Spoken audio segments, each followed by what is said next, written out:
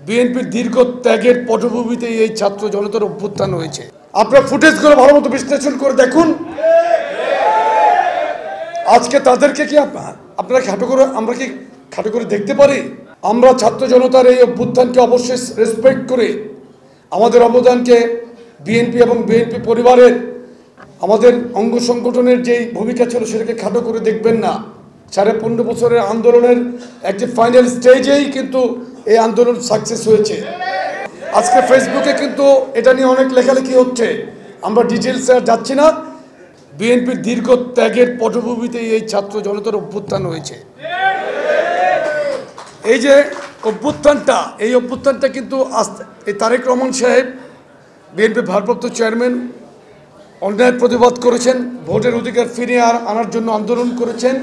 দেশনায়ক তারেক রহমান স্পষ্ট ভাষায় বলেছেন, আমাদের ক্ষমতা আনার জন্য আমরা আন্দোলন করছি না। আপনারা কাকে ভোট দেবেন সেটা আপনাদের ব্যাপার, কিন্তু আপনার ভোট আপনি দিবেন, এর জন্যই আমরা আন্দোলন করছি।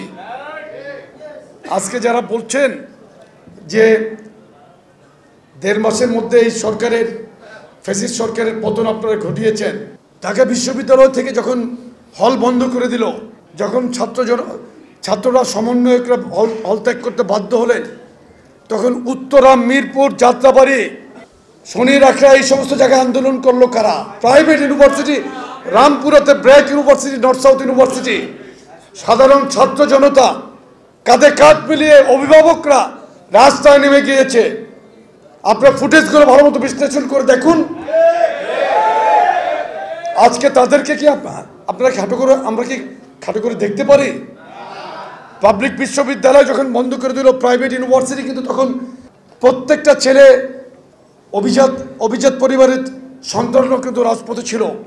যুবদলের এই দায়িত্বের জায়গা থেকে আমাকে বলতেই হবে, দয়া করে আমরা ছাত্র জনতার এই অভ্যুত্থানকে অবশ্যই রেসপেক্ট করে আমাদের অবদানকে বিএনপি এবং বিএনপি পরিবারের আমাদের অঙ্গ সংগঠনের যেই ভূমিকা ছিল সেটাকে খাটো করে দেখবেন না।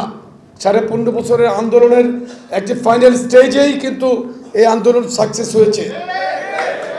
আমাদেরকে খাটো করবেন না। বাংলাদেশের মানুষ অতীতে স্বাধীনতা যুদ্ধকে আওয়ামী লীগ যেমন এককভাবে তাদের করায়ত্ত করতে চেয়েছে, সেটা পছন্দ করে না, এটাও মানুষ কিন্তু পছন্দ করছেন না।